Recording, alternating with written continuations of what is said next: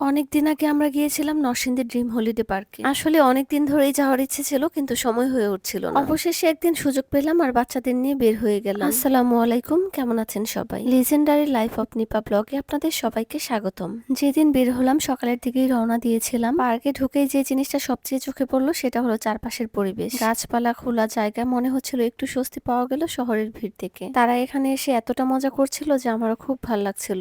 বাচ্চারা হাসি খুশি থাকলে বড়দেরও আসলে খুব ভালো লাগে। সকালবেলা এখানে আসার পর আমরা নাস্তা করেছিলাম, এরপর এটা দুপুরের খাবার খাচ্ছি। দুপুরের খাবারে অনেক আইটেম ছিল আর সবগুলো খাবারই খুব মজার ছিল। এখানে আরাফের গাড়ি চালানো দেখে আরহামও বারবার বলছিল সে গাড়ি চালাবে, কিন্তু আমরা ভেবেছিলাম আরহাম যেহেতু অনেক ছোট ও হয়তো এভাবে চালাতে পারবে না, কিন্তু সে এত কান্নাকাটি শুরু করলো। তারপর আমরা আবার নতুন করে টিকিট নিয়ে তাকে গাড়িতে উঠালাম। এরপর আমরা দেখলাম সে খুব ভালোভাবে চালাতে পারছে। যেখানে গাড়িটা ঘুরিয়ে নিতে হবে সেখানে খুব সুন্দর করে ঘোরাচ্ছিল। এখানে এসে সব বাচ্চারাই অনেক মজা করছিল, কেউ গাড়ি চালাচ্ছিল, কেউ স্লাইডে উঠছে, কেউ দোলনায় খেলছে। আমি তাদের পেছন পেছন ঘুরে তাদের খেলা দেখছিলাম। তারপর আমরা সবাই মিলে ট্রেনে উঠতে চলে গেলাম। ট্রেনে বসে আরহাম, রাইসা ওরা সবাই খুব মজা করছিল। ট্রেনে বসে সবকিছু দেখতে আমারও খুব ভালো লাগছিল। বেশ কিছুক্ষণ ঘোরার পর ট্রেন যখন থেমে গেল তখনই শুরু হলো আসল কাহিনী। আরহাম, রাইসা ওরা তো ট্রেন থেকে কিছুতেই নামবে না। ট্রেন কেন থেমে গেল সেজন্য কান্নাকাটিও করলো কিছুক্ষণ। তারপর ওদের বললাম চলো সামনে আরো মজার জিনিস আছে, আমরা সেগুলো দেখে আসি। তারপর সবাই মিলে সেখানে যাচ্ছি। ড্রিম হলিডে পার্কটি বিশাল জায়গা নিয়ে করা হয়েছে।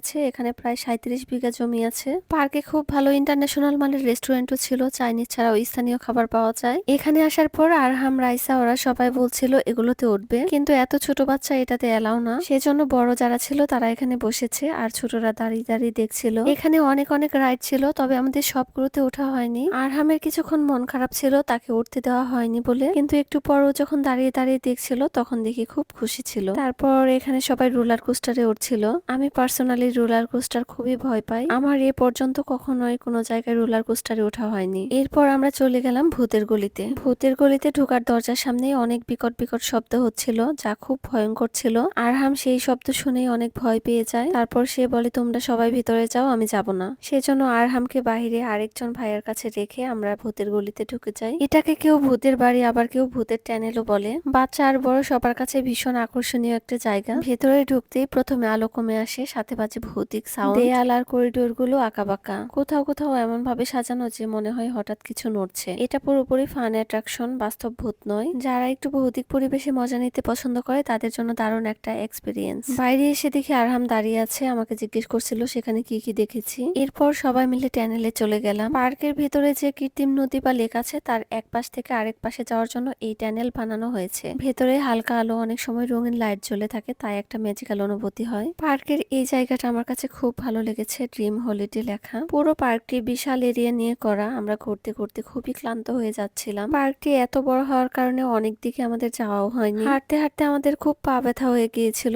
এখন আমরা আরেকটা ট্রেনে উঠছি যেটা পানির উপরে লাইন করা। আমরা ট্রেনে উঠে যার যার সিটে বসে পড়লাম। ট্রেনের জানালা দিয়ে চারপাশের প্রকৃতি অনেক সুন্দর লাগছিল দেখতে। ট্রেনের লাইনটা অনেক উপরে ছিল, সেজন্য আমরা পার্কের পুরো ভিউটা দেখতে পারছিলাম। আরহামের মুখে সবসময় হাসি লেগেই আছে, সে খুব মজা পাচ্ছিল। পার্কের যে লেকটা আছে, লেকের চারপাশে বিভিন্ন গ্রাম দিয়ে সাজানো আছে। ট্রেনে বসে সেই গ্রামগুলো দেখা যাচ্ছিল খুব সুন্দর করে। ট্রেন থেকে নেমে আমরা লেকের দিকে চলে যাই। সেখানে গিয়ে আমরা স্পিড বোটে উঠলাম। লেকের উপর ছোট ছোট সেতু বানানো আছে যেগুলো অনেকটা বিদেশি স্টাইলের। এখানে বেঙ্গল ব্রিজ, সিডনি ব্রিজ, আবার লন্ডন ব্রিজও আছে। স্পিড বোটে উঠলে পুরো লেকটা ঘুরে দেখা যায়। দূর থেকে কৃত্রিম পাহাড়, ব্রিজ, ট্যানেল সব দেখা যায়। আমরা সবাই ঘুরে ফিরে ক্লান্ত হয়ে একটু কনসার্ট দেখতে বসি। তারপর একটু কফিও খেয়ে নিলাম। বাচ্চারাও অনেক কিছু খেয়েছে। আমার কাছে মনে হয়েছে বাচ্চাদের নিয়ে ঘোরাঘুরির জন্য ড্রিম হলিডে পার্ক বেস্ট একটা জায়গা। আমরা কাজের ব্যস্ততায় পরিবারকে সময় দিতে ভুলে যাই। আমার কাছে সবসময় মনে হয় কোনো দামি জিনিস না, বরং পরিবারের সাথে সময় কাটানোই জীবনের আসল সম্পদ। তাই যখনই সুযোগ পাওয়া যায় আমি মনে করি সবারই উচিত পরিবারের সাথে সময় কাটানো।